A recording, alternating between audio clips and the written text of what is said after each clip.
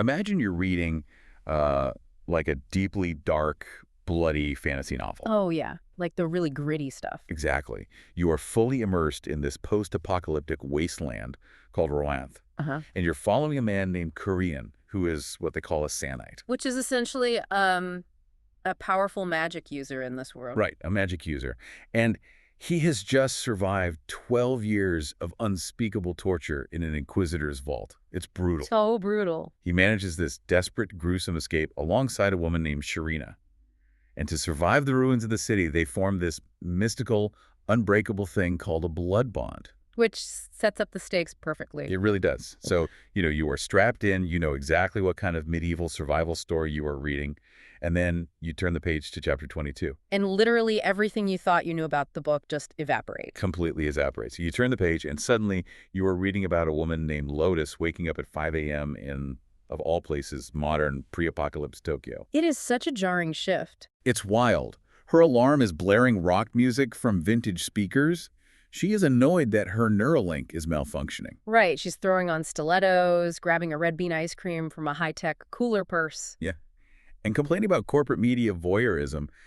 I mean, did you pick up the wrong book? You really start to wonder. Like, did the publisher accidentally print a chapter from a cyberpunk corporate thriller right in the middle of your dark fantasy epic? It definitely feels like a printing error for the first few pages, I won't lie. But no, you have actually just stumbled into one of the most brilliant narrative bait and switches in, I'd say, modern sci-fi. So today we are acting as your curated reader's guide to this exact moment. We are doing a deep dive into D.P. Kirk's 2017 novel, San Vitae, The Awakening. Specifically looking at this totally pivotal 22nd chapter. Right, the one titled Introduction to Shared Memory. We want to explore why this massive left turn isn't a mistake, but is actually a masterclass in structural storytelling. And, why the mechanics hidden in this chapter make the entire book totally worth your time. Because that jump from the ash and blood of Roanth to the neon lights and morning commutes of Tokyo is incredibly jarring. Oh, yeah. You go from feral magic to malfunctioning wifey in the span of a single paragraph break. I have to admit, when I first encountered this, I was incredibly skeptical. Oh, really? Yeah, because if I sign up for a dark fantasy and you drop me into a sci-fi corporate drama midway through, aren't you just breaking the fundamental contract with the reader? Well, it feels like a massive risk, for sure. It does. If you're listening to this and thinking, I would just put the book down right there, I don't blame you at all. Why would an author risk totally alienating their audience just to show off a genre shift? It's a massive risk. I mean, there's no way around that. Yeah. But the payoff is what elevates the novel from a standard fantasy to a really, really ambitious piece of literature. Okay, so walk us through it. Why does it work? Well, to understand why it works, you have to look at the psychological state of the protagonist in the Wasteland timeline. Up to this point, Kurien has been suffering from these bizarre blackouts. Right, he keeps slipping out of reality and seeing things he shouldn't know about. Yeah. Like flashes of metal or strange lights. Exactly. He's having hallucinations that make absolutely no sense in the context of a medieval ruin. So rather than just describing Kurien clutching his head and saying, oh, I'm having a vision of a strange metal city. Which would be the standard way to do it. Right, the typical fantasy trope. But the author takes the structural route instead. By throwing you, the reader, completely into Lotus's point of view without any warning, the text forces you to experience the exact same disorientation that Kurien is feeling. Oh, wow. I love that. Yeah, you are meant to feel lost. You are meant to feel that narrative whiplash because that is exactly how an intrusive memory feels to a shattered mind. That is such a fascinating way to build empathy. So we aren't just reading a description of a man's confusion. The book actually uses its own structure to inflict that confusion on us. We basically become the fractured psyche. We really do. And it reveals the central mechanic of this story, too. These aren't just random flashbacks. These are, just like the chapter title suggests, shared memories. Right. The consciousness of a woman from a high-tech Tokyo is literally bleeding into the mind of a magic-wielding survivor centuries later. The tonal shift weaponizes your own confusion to perfectly mirror the physiological override happening to the main character. Okay, that completely justifies the whiplash for me. It's not just the author showing off, it's a functional mechanism of the plot. Exactly, it has a purpose. But once we settle into this Tokyo timeline, we get hit with a massive amount of information. I mean, this isn't just a fun change of scenery. Not at all. This chapter provides the entire scientific blueprint for the magical wasteland we've been reading about for 21 chapters. It completely recontextualizes the magic system. I mean, in the Tokyo timeline, we learn that Lotus is the daughter of Minister Hagit. The high-ranking official. Right, at the Tokyo Alternate Space Cooperative, or TASC. And the city is essentially tearing itself apart over his work. Yeah, there are massive riots in all 4 districts. Yeah, because Hagit is running these alternate space experiments. And the public is terrified. Right. Because the prevailing theory is that these quantum experiments are somehow interacting with the afterlife. Yeah, people literally think he's poking holes into hell. Which is incredibly ironic, given what actually happens. Because in the Wasteland timeline, Kurien and the other survivors constantly refer to this mythological event called the cataclysm. Yes, the big apocalyptic event. They talk about the heaven's scar and cauldrons of fire falling from the sky as this divine judgment that destroyed the world and gave birth to their magic. But this chapter drops the curtain. If you're listening and wondering how those 2 timelines connect, here is the reality. The cataclysm wasn't divine wrath. No, it wasn't. It was the catastrophic result of Lotus's father rupturing the quantum veil between universes with his alternate space drive. He literally tore a hole in the fabric of reality. And that tear in reality is the heaven's scar that the survivors are looking up at centuries later. It's just mind-blowing when you connect those dots. It really is. Now, I want to zoom in on a very specific detail here because it feels so symbolic of the entire novel's philosophy. Okay, what is it? In Tokyo, when Lotus is getting dressed, she specifically puts on this amulet. But it's an amulet that combines all the major religious symbols into one piece of jewelry. Oh, right, the amulet. Yeah, and she wears it as a cynical joke. She wants to mock fanatical devotion and blind faith. Why include that detail? Like, what is the author trying to say by having this cyberpunk character mock religion right before her father accidentally creates a magical apocalypse? Well, it perfectly grounds the overarching theme of the book, which is the terrifying intersection of theology and hard science. Right. Lotus wears that amulet to mock the idea of divine magic or higher powers. But the great irony of the story is that her father's pursuit of pure atheistic science, trying to map alternate dimensions, is exactly what unleashes forces that humanity can only comprehend as gods and demons. That is so poetic. It is.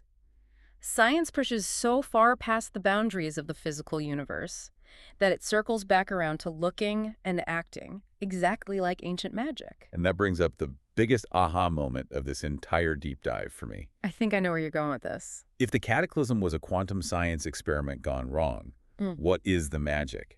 We've spent chapters watching Kurien use what they call Vitae to heal wounds, or watching these terrifying feral transformations. Yeah, it's wild. How does a quantum tear result in a guy shooting pitch black magical energy from his hands? This is where the world building is truly top tier. It forces you to rethink every magical encounter you've read. The magic isn't supernatural at all. Not even a little bit. What the survivors call Vitae is actually an adaptive particle emulsion.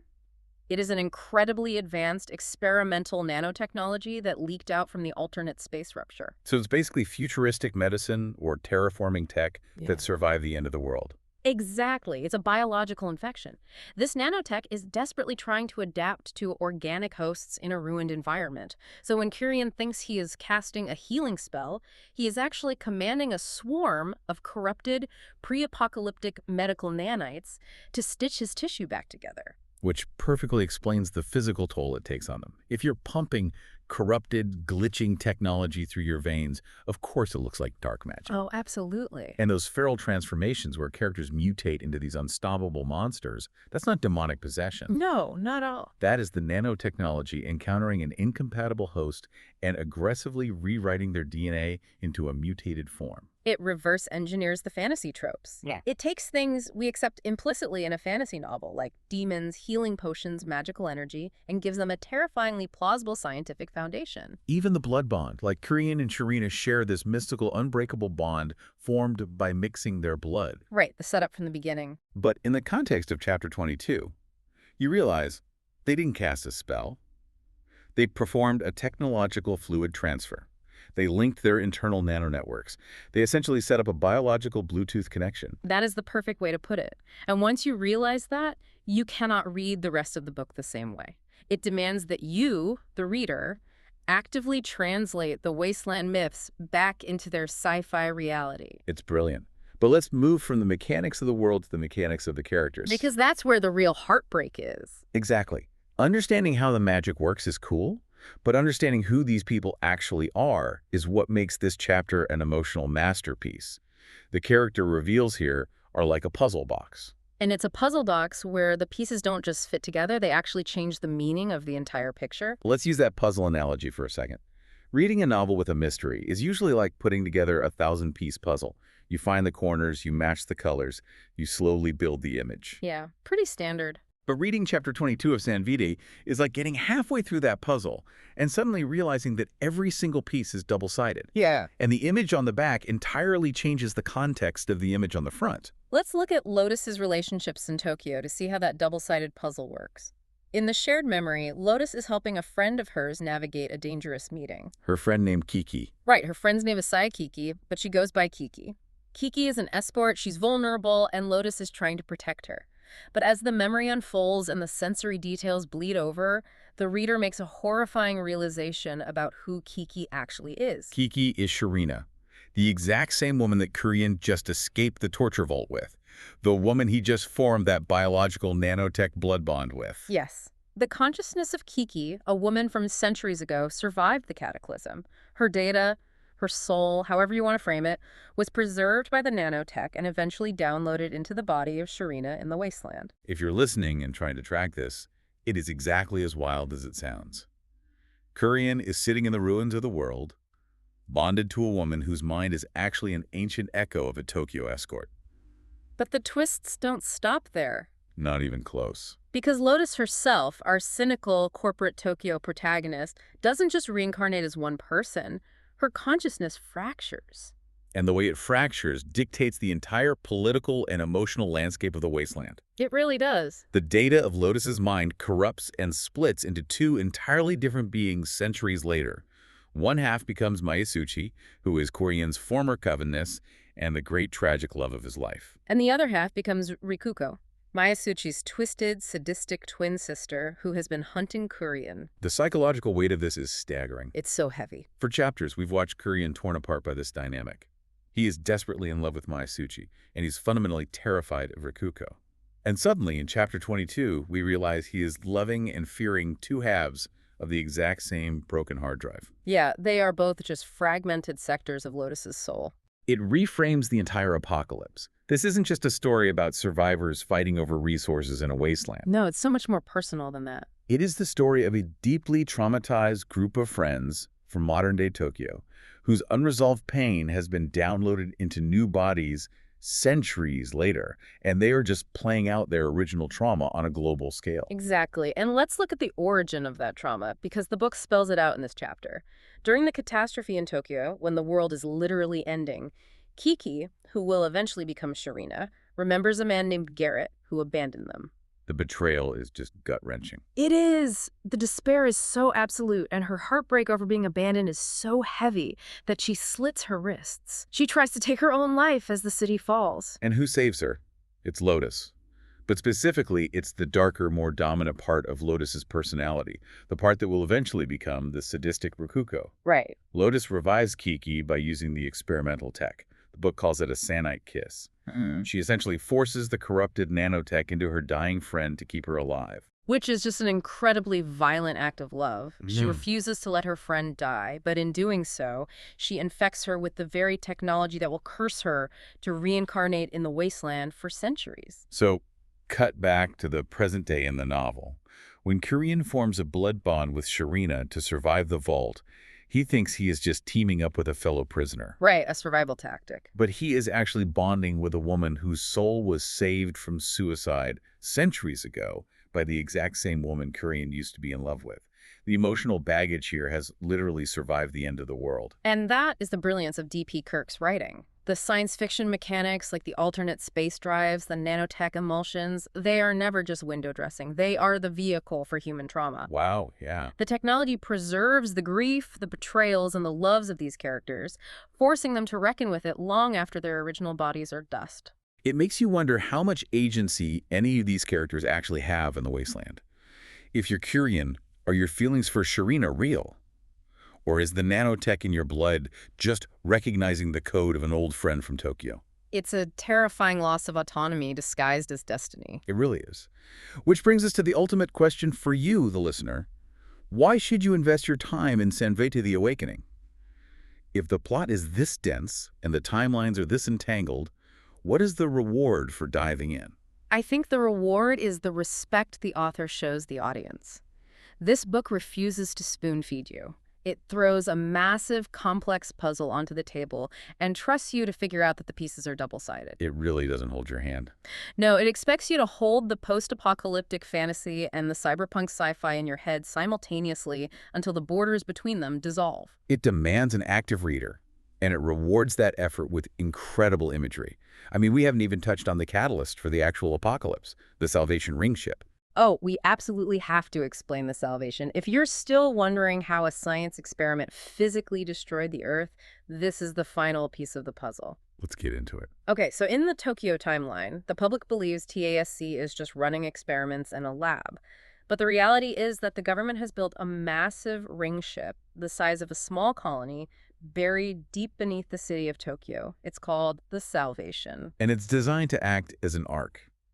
When they realize the alternate space drive is unstable, their solution isn't to shut it down. Of course not. Their solution is to put the elite on this ship and use the drive to phase the entire ship out of our dimension to save themselves. But you can't just punch a hole in reality of that magnitude without consequences. No, physics won't allow it. Right.